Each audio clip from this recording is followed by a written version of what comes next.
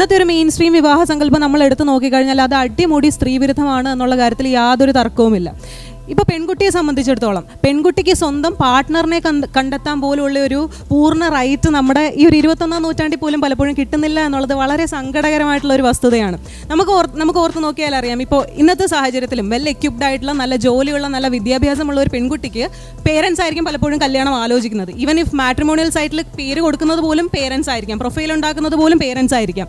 എന്നിട്ട് പലപ്പോഴും ആ ഒരു വിവാഹ പങ്കാളിയിലേക്ക് എത്തുന്നത് എങ്ങനെയായിരിക്കാം? അവരുടെ ജാതി, മതം, അവരുടെ ഫിനാൻഷ്യൽ സ്റ്റേറ്റസ്, ഇതൊന്നും കൂടാതെ എവിടെയോ ഇരിക്കുന്ന ജോത്സ്യൻ പറയുന്നത് കേട്ട് ഒരു തമാശ എന്താണെന്ന് ചോദിച്ചാൽ ഈ പെൺകുട്ടിക്ക് ആ വിവാഹത്തിന് മേലുള്ള അഭിപ്രായത്തെക്കാൾ കൂടുതലാണ് ഒരു പക്ഷേ ആ ഒരു ജോത്സ്യൻ പറയുന്ന അഭിപ്രായം.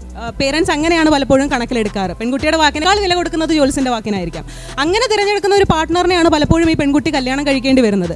പിന്നെ ഈ ഒരു ഭാഷാപ്രയോഗം അന്വർത്ഥമാക്കുന്ന രീതിയിൽ പെൺകുട്ടിയെ കെട്ടിച്ചു വിടുകയാണ്. അങ്ങോട്ട് പൈസയും സ്വർണവും കാറും ഒക്കെ കൊടുത്ത് അങ്ങോട്ടങ്ങ് കെട്ടിച്ചു വിടുകയാണ് ചെയ്യുന്നത്. ഇങ്ങനെ കെട്ടിച്ചു വിട്ട് ഇപ്പോഴത്തെ ഈ ഒരു 21-ാം നൂറ്റാണ്ടിലും ചോദ്യം ചെയ്യപ്പെടാതെ തുടരുന്ന ഒരു കാര്യമാണ് പെട്രിലീനിയൽ വിരിലോക്കാലിറ്റി, അതായത് കല്യാണം കഴിഞ്ഞിട്ട് ഭർത്താവിൻ്റെ വീട്ടിൽ പോയി താമസിക്കുന്ന അവസ്ഥ.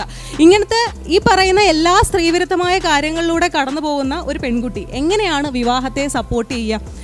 ഇനി മറ്റൊരു കാര്യം, നമ്മുടെ സൊസൈറ്റി പലപ്പോഴും ഈ വിവാഹം അങ്ങോട്ട് അടിച്ചേൽപ്പിക്കുന്ന ഒരു സാധനമാണ്. ഇത്ര വയസ്സിൽ വിവാഹം കഴിക്കണം.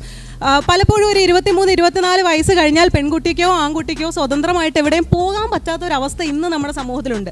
കല്യാണം നോക്കുന്നില്ലേ, കല്യാണമൊന്നും ആയില്ലേ, ജോത്സ്യനെ കണ്ടില്ലേ, ഇമാതിരിയുള്ള ചോദ്യങ്ങൾ ഇങ്ങനെ ബാക്ക് ടു ബാക്ക് കേട്ടുകൊണ്ടിരിക്കുന്ന അവസ്ഥയാണ്. എൻ്റെ പല ഫ്രണ്ട്സും ഇപ്പോൾ 30 ആയിട്ട് പോലും വിവാഹിതരാകാത്ത ഫ്രണ്ട്സ് ഉണ്ട്. ഇവർക്ക് പലപ്പോഴും പബ്ലിക് ഗ്യാതറിങ്ങിൽ പോകാൻ പറ്റുന്നില്ല ഈ ആളുകളുടെ ചോദ്യം കാരണം.